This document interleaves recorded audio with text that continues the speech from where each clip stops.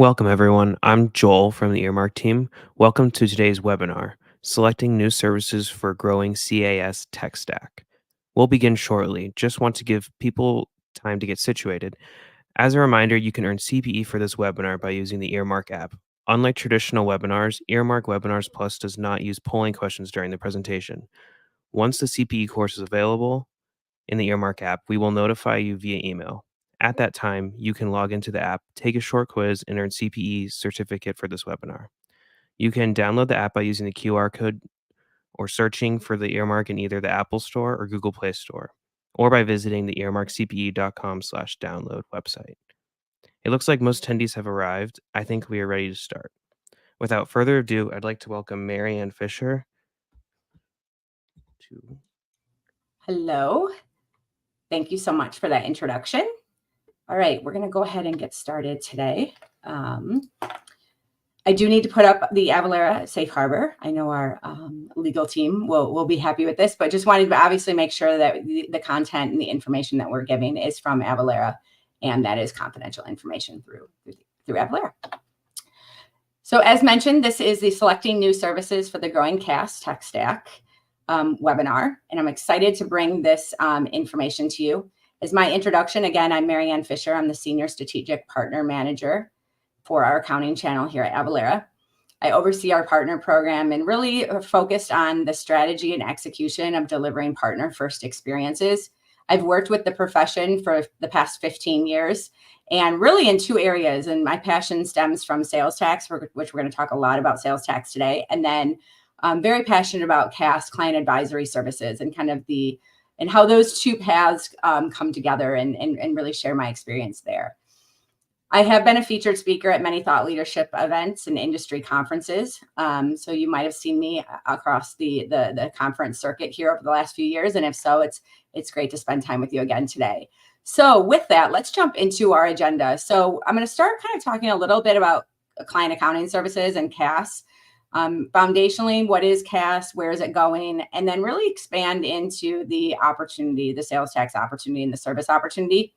And then probably thinking, wait, sales tax is complex. I need to be an expert. There is some complexity to it. So we're going to dive into that complexity, but then I'm going to help kind of simplify it and share where it's the right fit for CAS practices and CAS service lines. And then lastly, we'll talk about some next steps and tips and tricks for the services. So with that, let's jump into client accounting services and the sales tax opportunity and where that kind of blends together. So client accounting services, client accounting services or CAS, many of you are probably familiar with CAS. Oftentimes I see it as CAS or CAAS, so client advisory services, client advisory and accounting services. Either way, it's really disrupting the status quo, right? We're no longer doing bookkeeping or accounting to support tax.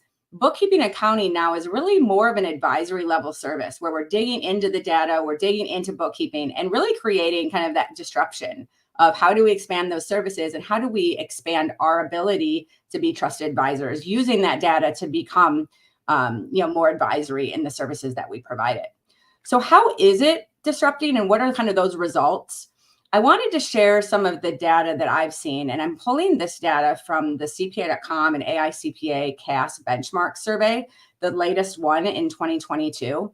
So this disruption, what it's resulting in is three things. I put it in three buckets. The first being the opportunity. 72% of all the CAS practices that were surveyed responded that they believe their pipeline indicates that they have strong opportunity for growth. So we're really seeing an expansion and opportunity within client accounting services for firms that are really building out that practice or expanding that practice. The second bucket is growth. So CAS itself is continuing to see really strong growth, showing a median growth rate of about 16% over the previous year. For accounting in general, that is a very, very strong growth rate. And then lastly, profitability. CAS net client fees and CAS net client fees per professional are really maintaining strong growth throughout this survey. You're seeing the respondents, the median rose to 121,000, up 8% over 2020. So again, very strong growth. And this is really what that disruption is doing, and why when we go to these conferences, when we go to these trade shows, when we're meeting with the top tier of the profession, a lot of them are focused in this area of client accounting because of these three buckets: the opportunity, the growth, and the profitability. So with that, why are we seeing this growth? What are we seeing the demand for? And for me, it stems down to three main items. We're seeing an increase and an uptick in client demand. There's clients now driving the need and really asking for more customized services and being able to scale those customized services. Secondly, the power of the data. With technology, with cloud-based technology, we're able to see the data better. We have better visibility. We're able to consolidate that data better, and we're able to do a better analysis of the data. With that analysis, then comes that next level of advisory that we had talked about. And the third piece of why I believe we're seeing this growth is really the tech stack. And this is where the technology and the data and the services itself kind of integrates together. But the tech stack gives us the ability to integrate our solutions to scale and provide these comprehensive services so that we're able to deliver more services, and we're able to deliver better analysis, hence advisory type work for the client. I love this quote. This comes from Kane. He's the principal client advisory services practice leader at Cone Resnick. And I love it because it really emphasizes kind of where CAS is going, right? So he states the CAS offerings were services that were already being provided by his firm, right? So the firm was already providing these services, both from within the tax group as well as other areas as advisory, as a means to an end. It wasn't a big focal point to work proactively with our clients to connect the dots on how we could create tailored integrated solutions. But now with a standardized CAS practice, that has changed. So it's really understanding many of the services we're talking about today are services that firms are already providing. It's the standardization of that CAS practices that are pulling all those services into one offering, one practice, and then being able to standardize, tailor those through those integrated solutions to deliver, that high value advisory service that our clients are looking for. So no two CAS practices are alike. And I love this because I always ask firms when I'm working with them, what's in your bundle? What are the services that you're providing? And I always get a different answer. And I like this, these two surveys, and I kind of did this slide specifically to show this. One, the survey on the left is from Accounting to Advisory. It's the Accounting Today survey that came out in 2022. And the one on the right is our benchmark survey from CPA.com and the AICPA in 2022. And both of these surveys asked, what is your service level? What is your service offering within your CAS practice? What's in your bundle? And you'll notice in orange, these are unique offerings. So they're answers to Accounting Today that are different than answers to our CAS benchmark survey from CPA.com. What I did is I highlighted the blue ones because those were the same. You have budgeting and forecasting. They're both the same on each survey. I love this one. Sales tax compliance, which we'll talk about today, shows the trend that they're both on there. Sales tax compliance, sales tax returns, and then financial statement prep. So again, just shows the differences that every CAS practice you talk to, their service offerings are different. Their service offerings are unique, and they're customized to the firm and the type of clients that they're working with. So what is the evolution of CAS services? Really starts with that bookkeeping, that accounting. We've seen it expand into payroll and bill pay, expense management, traditional tax services, and some of our vertical add-ons. I talk often as this is kind of those established services, those services that as CAS has grown over the course of the last many years, these are services that really have been built out. What we're seeing now is what I've highlighted in these emerging surveys. Financial planning, budgeting and forecasting, HR reporting. And I'm going to highlight the last one because that's really what we're going to focus on today is sales tax compliance and the ability to provide a sales tax as part of that CAS bundle, as a part of that CAS service bundle. So what are we seeing with sales tax compliance, and what am I hearing from firms as I've worked with them? So I work with many CAS practices throughout the country, from your largest down to those that are really just growing and just starting out their practice and really digging into what they want to do in terms of their service level. What I'm hearing is firms are, if they're providing sales tax, this kind of is a one-off. It's not standardized. They haven't really standardized their service. They haven't figured out what that service looks like. that profitability has been a concern. Just haven't figured out how do they add it into their price point and how they bill out to deliver profitability with the service line. And then the concern of, we aren't experts, right? We're not, we don't have the expertise of sales tax. We don't spend our day to day, every single day in sales tax, and concerns about liability under the CAS umbrella, which I think are very valid concerns, which we'll talk through today. But the takeaway for me, and the takeaway I tell all of our firms as we kind of work with them, is there is an opportunity and your clients can benefit from these services. And honestly, your clients are looking for these services. Sales tax doesn't make your client money. It's compliance. They have to do it. They have to do it to stay in compliance with the jurisdiction in which they're selling. So it's an opportunity for the accounting firm to really bundle that in with the rest of their services. And we're going to talk through how do we exactly do that. But before we do that, if you're thinking it's complex, it is complex. And this is a funny, it's supposed to be animated, but obviously it isn't. But think of like your Kermit the Frog kind of in a daze, like, I don't know what I'm doing. There's a lot to it. And the idea is it's complex. It can be overwhelming. So if you're sitting at your desk and you're like, your client's asking for sales tax and you're like, wait, I don't do this. I'm not the expert. You're not alone. We all feel that way. But how do we really talk about the complexity, right? Well, first, it's helping to understand that sales tax is a universal and intensifying program, our problem for all of our clients. It impacts every person, it impacts every business, and it impacts them every day. And that complexity is growing in time. It's increasing because we've seen more e-commerce. I always talk about kind of the perfect storm of Wayfair that happened 5 years ago. And that really expanded e-commerce and the way that the jurisdictions tax or can tax sales tax for e-commerce type business. And then you have the pandemic, which pushed everybody to online sales, and e-commerce boomed at that point. So it's this perfect storm of, we're going to tax e-commerce different because that passed with Wayfair. And now we've got this huge growth in e-commerce. So we have to tackle this, right? So the complexity is increasing with time. We're seeing globalization in terms of just the expansion across the globe of how we're impacted through this. We're seeing more and more mobile. I can't even think, with it being, on your phone every single day, just jump onto Amazon and you're going to buy something really quick, right? It's a new habit. It's a new way of life that we're all have experienced over the course of the last few years. And then the digital tax collection, and how do we digitize tax collection? How is that changing per jurisdiction? So this is all keeping us on our toes, us in the accounting profession, as well as those that are your clients, really trying to keep up with this complex equation of compliance every day.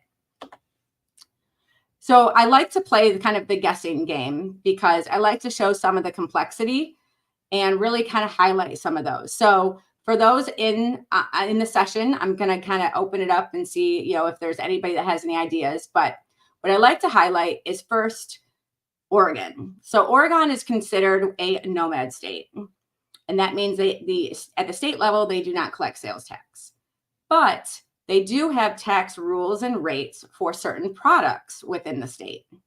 And so I always like to ask our audience, of these following products, which one do we think is taxable? We've got the car, the airplane, we've got a motorcycle, and we've got a bicycle. And out of these 4 items, one of them is taxable. So I'm seeing in the chat just a few people responding. I've got a few that are saying airplane. Interesting. Got one that says motorcycle. And then I've got a few that say bicycle. So I think we're all across the board here. So let's see, based on our responses, which one of us is correct. It is considered the bicycle. So the bicycle actually is taxable in Oregon because it is an alternative mode of transportation, or considered an alternative mode of transportation. So just kind of fun, shows you kind of the complexity, even though there's not sales tax, certain products are taxed. Another one that's fun to play here is New York. So New York taxes some powdered beverages, but one of these beverages is exempt.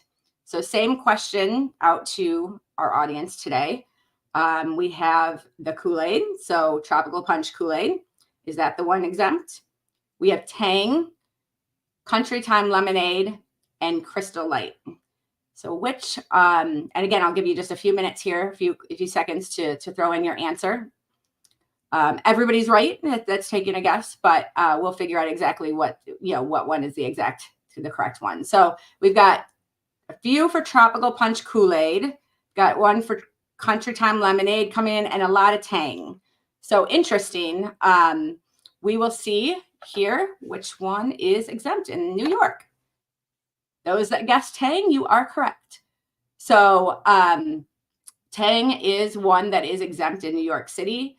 And just again, goes to show some of the complexity things. And I use these examples because your clients are faced with these, right? Your clients are doing and selling different products in different jurisdictions. And some of those products might have different rates or rules based on the type of product they are and the jurisdiction. So it's a fun game to play, but it also shows kind of some of the complexity that your clients are faced with every day as they're trying to manage their sales and use tax and handle that exposure and liability.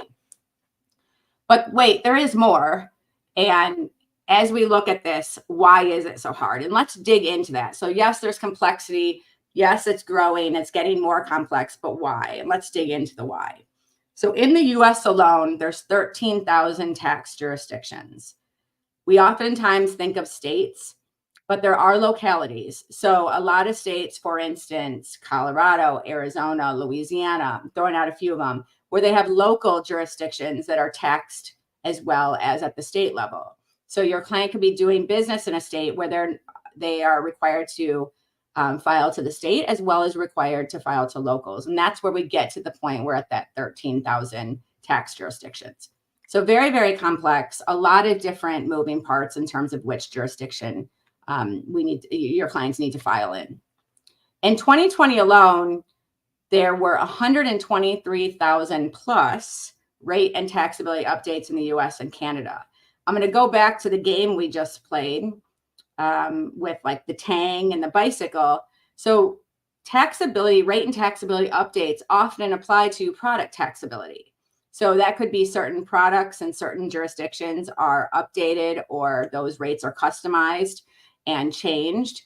So think of that when we think of the products and the rates, right? So the rates and rules apply to those products, and then those rates and rules can be updated or changed. And again, that's 123,000 plus in the US and Canada. 131,000 in sales tax holidays and rule updates around those holidays. When I think of sales tax holidays, I always go back to school time of year, right?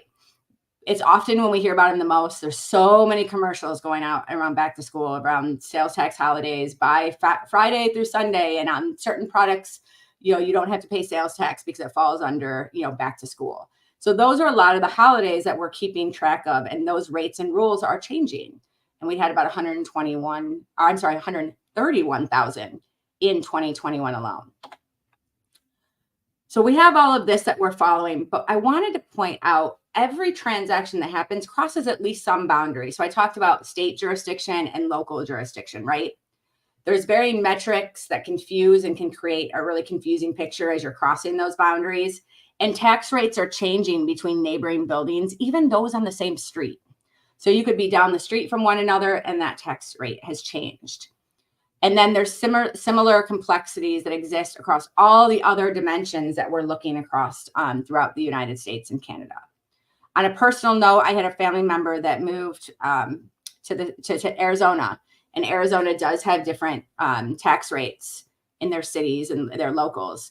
And we were from a state that does not. Our state is what I consider a simple state, even though there's product taxability, but it's pretty much across the board the same rate, pretty much, right? But so I went over there. We bought new furniture. We felt, we're basically refurnishing the entire house and spent the weekend doing that. And for me, I work in sales tax. That's what I do for a living. I work with accounting firms in this area. And it wasn't until day 3 when I realized, wait, we could have gone a mile to the east and paid a different sales tax rate than going where we were shopping, right? Or a different city. So those are the things and the complexities that even those of us who spend our day-to-day time in sales tax, even we forget to think about, because it's just, it can be very complex, can be very overwhelming. When we get to the filing of states, states don't administer their processes the same. That would be too easy, right? Especially as we're looking at all of these different jurisdictions across the US. So everyone's different, keeps us on our toes. And then each state has its own thresholds for economic nexus. So economic nexus was part of that Wayfair ruling that I had mentioned about that happened about 5 years ago. And that economic nexus really tells us, are you doing economic activity within that jurisdiction? And if so, then you're required to collect and remit sales tax. And so what states have done is they've created thresholds, whether that be transactions, the number of transactions within that, or the dollar, the annual revenue in that state. So those are the thresholds that they have created. So oftentimes we see thresholds, for instance, $100,000, $200,000. Those are the economic thresholds. And if your clients are over there, those thresholds, then they would then be required to collect and remit in those jurisdictions. I would recommend to everybody, make sure that you're doing the research on those thresholds, because they are changing, they're evolving ever since that Wayfair ruling. And then we obviously have tools to help with that as well.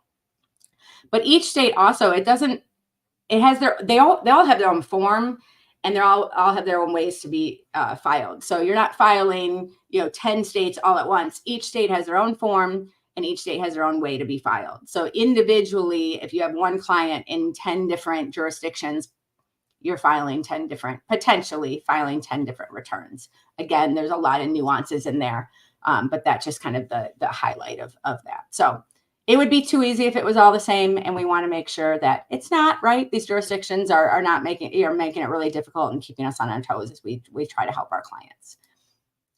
So what are the 5 steps to managing end-to-end sales tax compliance? And this is what are the things that your clients are thinking about, but also things that you can help your clients with and help them as they think about what are the ways they're managing their end-to-end compliance. So the first one starts with understanding where the business must collect and remit sales tax. This goes back to that conversation of nexus. The 2 most popular nexus trackers are really physical presence. So does the client have a physical location or some type of physical presence within a jurisdiction? Then they would qualify to collect and remit. And then the other one is economic, which I just talked about with those thresholds. So really helping your clients and dig into where they understand where they're doing business, and helping them understand where then they must collect and remit the sales tax based on their business activities in the jurisdiction. The second piece is registering. So if you've identified that your clients are doing business in, let's say, Colorado, we would then need to register in that state and the localities that they're in, because Colorado does have a lot of localities. And that registration is their way of raising their hand and saying, I'm here, I'm doing business here, and I'm now going to collect and remit sales tax to you, the jurisdiction. The third piece is the calculation. So we talked a lot about product taxability and the different rates, going again back to the guessing game of what is taxed and what is not, and what's exempt and what's not, right? But it's making sure that we're using the right rates. So how are we calculating the rate on every single transaction? And many clients, many businesses are using automation to do that, where the automation is built into their point of sale system, their ERP system, the website, whatever type of system they have used or have set up within the business. That calculation is kind of bolted on essentially, and in real time is calculating and using the right rates as a transaction is happening. And that calculation is really what the start of accuracy when we get to sales tax compliance. That we also have situations where there's exemptions, whether it be a client exemption or a product exemption. So being able to track those exemptions is important, and an important piece of our compliance and managing the compliance. And lastly, once we're at the end of the month or the end of the quarter or the end of the year, depending on the filing frequency, we have to remit the sales tax that we've collected to that tax authority, to those jurisdictions. So all 5 of these steps are very important as we help, 1, clients handle sales tax, and then 2, really digging into what the process looks like, what the processes look like. So you're probably thinking, I'm not an expert, and this seems really overwhelming. There's a lot to know, and there is, and I don't want to simplify it and say, nope, it's easy. It's not easy. It is complex, but I can give you some tools to say, I want to help simplify it. I want to help you understand from a client accounting perspective, what in that process can we help you with through automation so that you can deliver these services while also not feeling overwhelmed, because there's a lot to know here. So let's jump into kind of how I can help simplify this and really show you where this fits in client accounting. So first and foremost, you are going to need expertise at certain times. And often when I'm working with firms, I'll ask them, what do your clients need help with? Where are your clients turning to you? And there's a wide range of different answers that I'm getting. And one of them starts, and I always hear this, is determining where to register. I don't know where to register. The client doesn't know where to register. I don't know what to I don't know what to tell them. So I'm going to go back to, again, the two common nexus, the physical and the economic. Those are two I would start with ultimately when you're starting to help clients in the client accounting space. There's a lot of tools. Avalara has a lot of tools to help that. There's a lot of resources to help you understand what are the different thresholds, a lot of technology, research tools to help do that. But that's first and foremost what clients are asking for. And there's often internal resources within the firm that can help with these as well. The second I hear is, now once we've determined where to register, how do I go about registering my clients within those jurisdictions? So clients are asking for help registering. Can you help me? Can you help me register in the jurisdiction? Other thing I'm hearing firms say is they're being asked to help with accuracy. How can you help the client validate if they're calculating correctly, they're using the right rates, they're using the right rules? And then the other thing that comes up is, unfortunately, if a client has an audit or an auditor has reached out and they need help with an audit, that's oftentimes what we will hear as well. And I don't have this one up here, but I'm going to call it out. The client often turns to our accounting firm, say, hey, can you also file my returns for me? You're doing everything else. Can you do my returns as well? So where do we go to find resources and help with these things as your clients are helping for them? If your firm does have an internal indirect tax department or a internal SALT department, that's a great way to go, especially when working with Nexus, registering within jurisdictions. There's some great resources and great avenue to go to. In the collaboration between client accounting and sales tax, I see that successfully working day over day as I work with some of these firms. Technology partners like ourselves here at Avalara, we have a lot of tools to help. So as firms are asking for this, obviously leaning on your technology partners and your technology vendors really helps give you kind of an avenue of where to go to when you need some of that expertise. Thirdly, partnerships with professional alliances and organizations. I myself work with a lot of different alliances that are out there for the profession and for accounting firms. And within those alliances, I see a lot of firms that have specialties where they have somebody that is an expert in sales tax in those. And I'll see exchanges between firms saying, hey, I need help with this client with sales tax, and they're kind of partnering together, firm to firm, working through how they can make sure that the client's taken care of. They're also out there, the indirect tax research tools. I mentioned that we have one here at Avalara, but there's a lot of different avenues of where firms can go to really be able to get research on different rates and rules quickly, get different research on Nexus and where clients are qualifying for Nexus. So a lot of different research tools that are out there as well. And then lastly, I just want to talk to external networking, the collaboration with expertise from other accounting firms. I talked to the Alliance example just a few moments ago, but just being able to utilize your network of professionals and who because you probably know somebody out there that can help your clients dig into this problem. And it really puts you in a situation where you're saying yes to your client because you're able to then refer them over to another firm, another partner, another another piece of your network that you have that really can help these clients, and that's a really important place. So in summary, expertise is everywhere, and there's many different ways you can find expertise when it comes to helping clients. And this, I really would emphasize, gives you the ability to say yes to your clients. And we're going to help you. We're going to help figure out what we need to do to help you with these compliance areas. So I want to go back to the 5 steps that we just talked about to managing the end-to-end sales tax compliance story. And for client accounting specifically, there's the area I've highlighted here, the return prep and filing. This is where I believe it really fits in. So client accounting and the story around client accounting really fits into this return prep and filing. You are doing so many unique services for your clients in client accounting. You're doing accounting, you're doing expense management, you're doing bill pay, you're doing I know I'm forgetting some. I know I said expense pay, management, bill pay, financial planning, analysis. I mean, advisor. We can go down the list, right? Every service bundle is unique in what you're doing.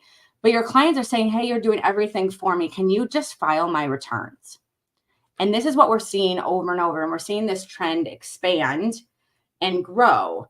And so this is of that 5-step compliance practice. This is where I want to spend the next bit of our time, is to say, how do we provide those return prep and filing services? Because that's where I think it fits best when we look at client accounting and the client accounting service bundle.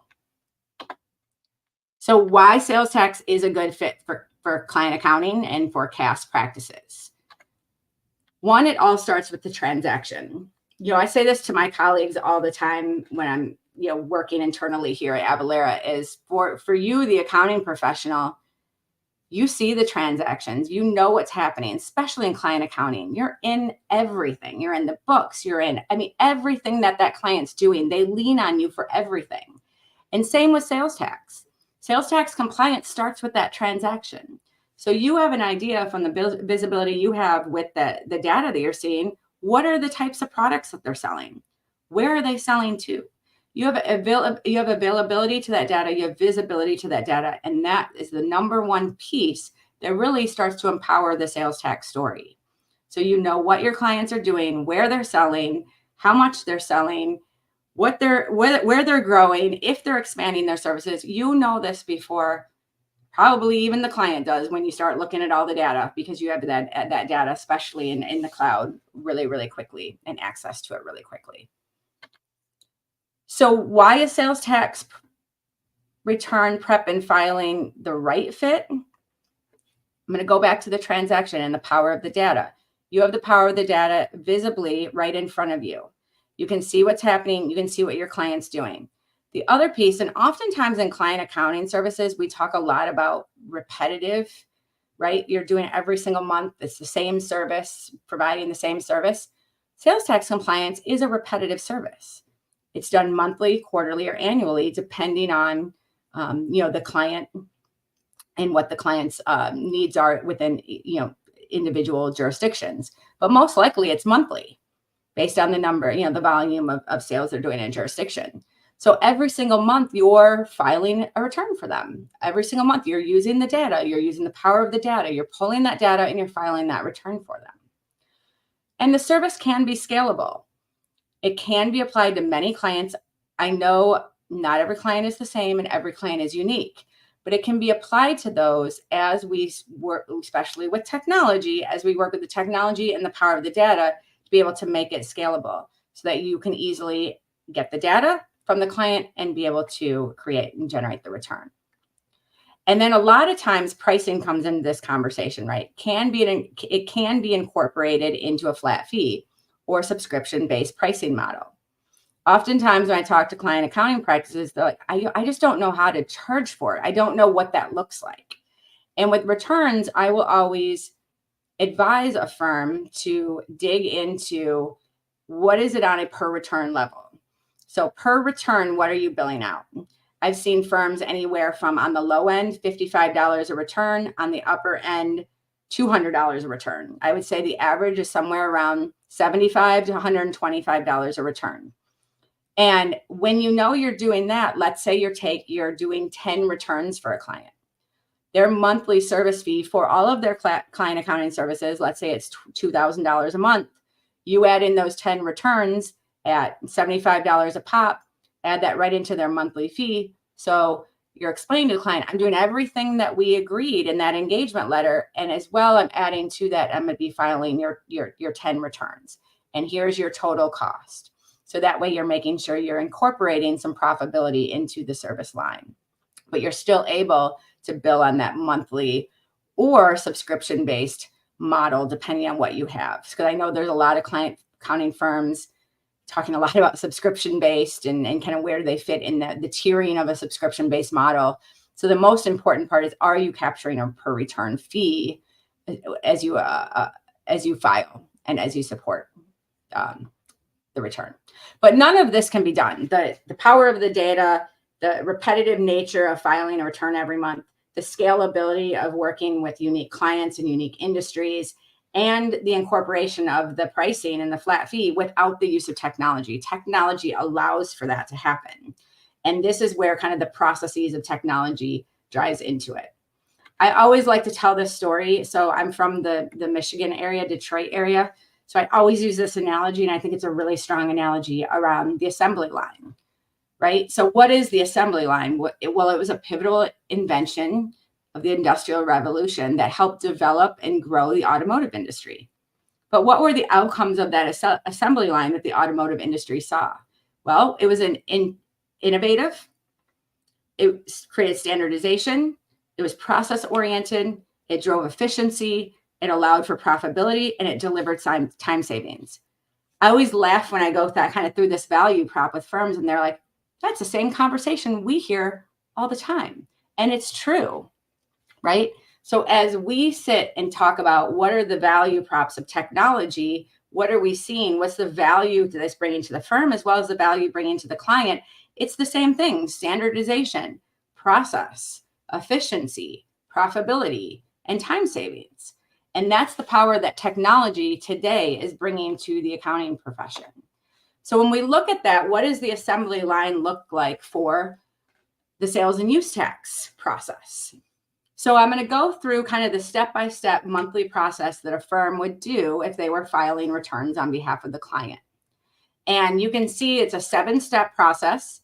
It starts with your calendar setup, and this is, again, using technology.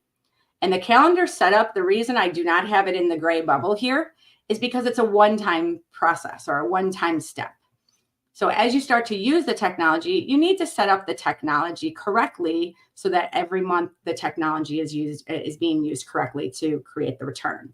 So the calendar setup is where you go in and you set up your client and you set up their calendars. And what their calendars do is it explains where they need to file, so what returns they need to file, and then on which cadence. Is it monthly, quarterly, annually, whatnot? And that's all in their calendar setup. And that's a one-time step within the technology. Once the calendar is set up, you're all set to move forward. Now, starting with your month-to-month process, the first part of your monthly process is you need to get the data from your client. So at the end of the month, when your client has all of their transactions, all of the sales tax has been calculated, it's all been collected, we now need to get that data out of their system, their point of sale system, their ERP system, the website, again, whichever type of system it is. And the technology has ways of building to get that data out of there, whether it's be, extractors that are built to connect directly to the ERP. There's a lot of different ways, and the team can help kind of figure out what the right way to do from that data point. But it's getting the data from the client. Once we get the data, we have to make any adjustments to it. If we have to manipulate that data because something didn't come through correctly, it's really the data adjustments, kind of that review process. It's also part of the reconciliation. And then the third step is the approval, so the sign off. We got the data in, all the data is there, we reviewed it, we completed the reconciliation, now we're approving those liabilities and signing off. Once those 3 steps are complete, then we move on to return prep. That's creating the return, whether we're doing it through technology. If you're not doing it through technology, a manual process, go into the state jurisdiction website, right? But we're creating that return, we're prepping that return, we're then filing and paying that return and doing notice management. So without technology, the process doesn't change. The assembly line doesn't change. We still, whether we're using technology or not, we still have to do the process, these 6 steps. We have to get the data from our client. We have to review the data. Then we have to approve it. We have to file. We have to create the return. We have to file and pay. And then we have to handle any manage notices. So what technology does is it takes, for a client accounting team, a 6-step process down to a 3-step process. So using the technology that's built out, the technology helps with the data import, helping to get the client's data, helping you review the data, reconcile that data, and then sign off on the liabilities. So from that gray bubble you'll see around those 3 steps right there, that's really, think of that as like the firm responsibility. So the firm is responsible for getting the data from the client, reviewing the data, reconciling the data, and then approving the liabilities and signing off. Then the technology takes over. The technology is going to create the return. The technology is going to file and pay, and then the technology is going to do the notice management. So with that, what was a 6-step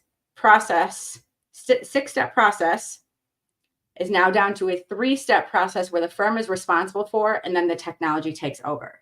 So what this does, it gives you the ability to provide comprehensive compliance services within your CAS practice. It creates a process that's designed to deliver consistent, reoccurring, scalable services. So again, every single month, you're starting with the data import, then you're going to the data adjustment, then the approval, then your return, prep, file, pay, money. But what the real kicker is, and this is the one that I talk to a lot of firms about, is the liability of filing the return. I was talking to a firm just a few months ago, and I asked, how are you tracking when the return is filed? And she was telling me, my colleague, they send me an email letting me know ABC client has been filed. Here's the date and time it was filed. And I'm like, for every single client you're getting an email? And she goes, yeah, it's, tracking that, it keeps me up at night. She goes, there's 2 areas that keep me up, sales tax and payroll. And I hear it all the time. It wasn't just her that I had heard that from.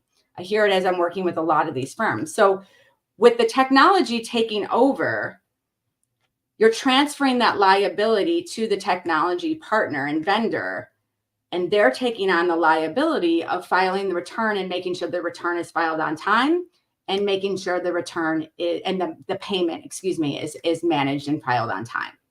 They're also helping take care of any of the notices. So the liability that we're talking about is the liability of making sure the return is filed in a timely manner, on time, so that there's no interest or penalties. The important piece for the client is making sure the data is good. Good data in, good data out on the return, bad data in, bad data out on the return. So where the process really comes into play is 6 steps down to 3 for the firm, and then the technology takes over and helps with the liability. So when I talk about the assembly line, this is why I use that analogy, because this is your assembly line that you're creating, or your processes that you're creating internally to be able to deliver these services month after month. And it also gives you the ability to add on new clients. And as your clients are expanding and growing into new jurisdictions, you can handle the volume because you have a process set in stone with your technology provider. So how do we grow these sales tax services? The first thing I will tell any firm, bring up sales tax with every client. I go back to that slide we started with. Sales tax is impacting everyone, every business, and everywhere. It's global, it's through e-commerce. So making sure that you're having a conversation with every single client you're working with. How are you managing your sales tax? Are you confident in your process setup? Do you need our accounting firm to step in? Again, you don't have to be the expert. You have expertise you can go to and a network around you. But there's a case right now where a client they're suing their accounting firm because their accounting firm didn't bring up sales tax, and that's a pending case, pending legislation. So we don't know what the outcome of that will be, but it's something that's out there that's happening. So I always tell every single accounting firm, make sure you're bringing up sales tax, make sure you're mentioning it, right? And then say yes to the work, leverage the technology. So you can use the technology, you can leverage the assembly line I just talked about, and then you can leverage the expertise that we just mentioned so that you feel confident to say, yes, I can help you because I have a network around me. I know where to go if I need the expertise, and I have the technology to help file your returns for you. Set expectations with your clients regarding the services you're providing and those you're not providing.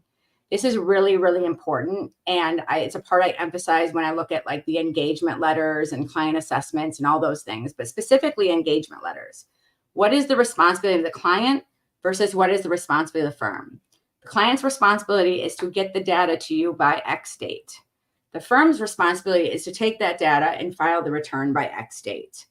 Right now, you're using the technology to do that, but you're really kind of building those client firm responsibilities and communicating that. Then you also want to protect scope creep. Scope creep is an area that potentially could come up, especially in sales tax often.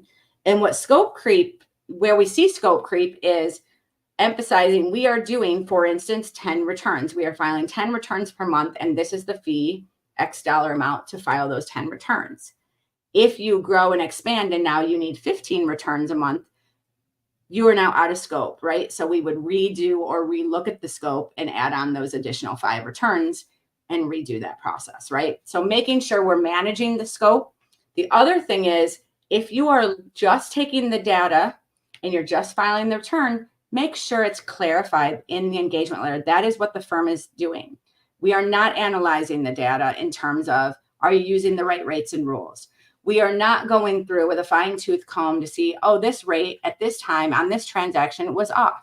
All we are doing is taking the data that you've collected, the sales tax data you've collected, and we are filing that for the jurisdiction. If you need analysis and you are concerned about your rates or rules, we have expertise we can send you to, right?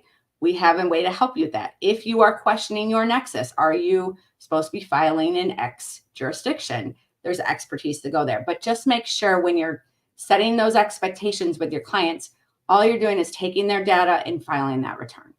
So really the management of scope creep is really important throughout the communication process with clients. And I talked a lot about the firm client responsibilities. Again, so important when we look at that. And then lastly, there's so much value in sales tax and sales tax compliance. Bill for your services. Don't give it away for free. I've talked to a few firms recently, just over the last few months, where they didn't have standardization around their sales tax services, so it was kind of happening as a one-off, and like, oh, somebody was adding in there, like, oh yeah, we did your Michigan sales tax for you, or whatever it may be, right? And weren't properly billing or setting the right billing and expectations. So it's valuable. Your clients have to be compliant. Compliance isn't making them money, but it can definitely impact the bottom line if they go through an audit. So there's a lot of value in the services you're providing and making sure that the returns are filed in on time. So making sure we're billing out for those services. So we talk a lot about a tech stack in client accounting. It's something that comes up often as we kind of talk about the value of client accounting and what client accounting looks like. And what I wanted to do is just kind of put together an example of a tech stack. So just like I had the example earlier of, no two CAS bundle services are the same, no two tech stack is the same. So if I go to accounting firm A versus accounting firm B, their tech stack is completely different. So please do not take this example as this is the right example. There is no right example when it comes to the tech stack. It's really finding the customization for you that works for you. But I wanted to show you kind of the value of the tech stack and where a sales tax and sales tax technology fits into the tech stack. So you obviously have the general ledger. That could be QuickBooks. That could be Xero. I like to call out BotKeeper. A lot of client accounting firms are using BotKeeper in the AI built-in BotKeeper for their accounting processes. Bill payment. You've got Bill or Bill.com, as many of us are familiar with, but now Bill. I mentioned the sales tax. That's where we fit in. Payroll, expense management, payroll ADP, expense management, Expensify, and then FP&A, Giraffe is a big player out there. So again, this is an example of what a tech stack could look like. No, there is no right answer here. There is no, this is what your tech stack needs to be. It's all customization. But what is the value of that tech stack, right? What does it do? It gives you the ability to have complete visibility of your data and the power of your data, because it's all real-time collaboration and it's between the firm and the client. It helps you streamline your processes to drive those consistent workflows. And it really helps to give you time savings. relieve the burden of manual transactional work, because all of these systems are kind of talking to each other and the data is flowing from system to system to system. And then it gives you the ability to take that time savings and expand and become more strategic, where you can really increase your productivity and efficiency and gain time and add on these value-added advisory services.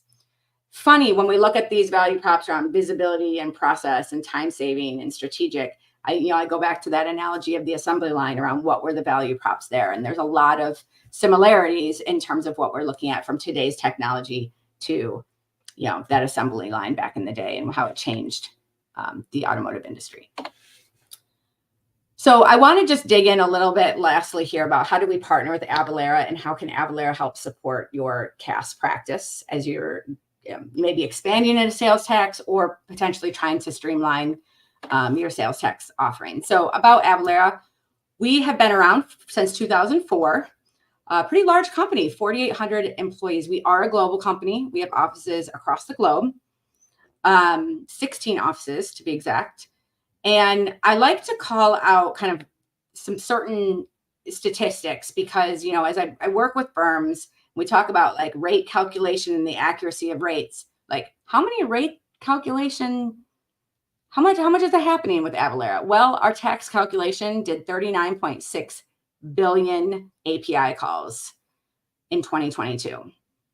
From a tax document standpoint, so managing exemption certificates, 31 million plus in 2022. And I think the most important, because of what we talked about today around return processing and filing those returns, if you're going to pass it to a vendor, you want to make sure the vendor can file on time, manage your money movement on time so that your clients aren't getting those penalties and interest, right? 5.2 million plus returns filed in 2022. So big company. We process a lot on behalf of clients and on behalf of our partners like yourselves. And we really are there to help and help streamline stuff. But I think the stat for me that I really enjoy the most is the 1,200 signed partner integrations. And the reason I like that for accounting firms is more and more I've worked with accounting firms over the year. No client is the same. As much as we try to standardize our clients and really try to dig into the niche, every client is different. They might use different ERP systems. They might use different point of sale systems. So for us to be able to say we have 1,200 integrations, it really helps us create a story around, we can be agnostic and we can help you so that you can grow as your clients grow and your clients evolve and change. So that's a really important piece of Avalara. But I think for me, it's this story, Avalara for accountants. So we have a program, an accountant program. And what this program does is it gives us the ability to customize the ways in which we engage with our partners, our accounting firm partners. And it really started, I would say probably 7, 8, 9 years ago, where we really started this arm of, hey, accounting firms just wanted to refer their clients to us and wanted Avalara to kind of step in and help clients. So that was kind of our first motion, our first ways that, accounting firms back in the day came to us and said, hey, will you work with us and will you help support our clients? So this referral option is something that we've been partnering with accounting firms for quite a while. And many of you might be familiar with this. We then expanded into implementation and we created our certified implementation program where a firm can become certified to implement Avalara solutions. And that's been really successful. And it's something that our accounting firms have really, really, really asked for in partnership, right? Taking the technology, implementing it, creating an additional revenue stream within the firm, and really getting in the weeds with the client around what does the implementation look like. And then lastly, our third way to engage is through our tools. And this is our newer avenue, but it's built on all of the Avalara technology. And this really came out because of partner demand. They were looking for ways to bring this in office. And I think client accounting is the perfect example of that, right? Clients are outsourcing the work to accounting firms, and accounting firms needed to be able to utilize the tools to be able to provide services like return prep and file that we just talked about.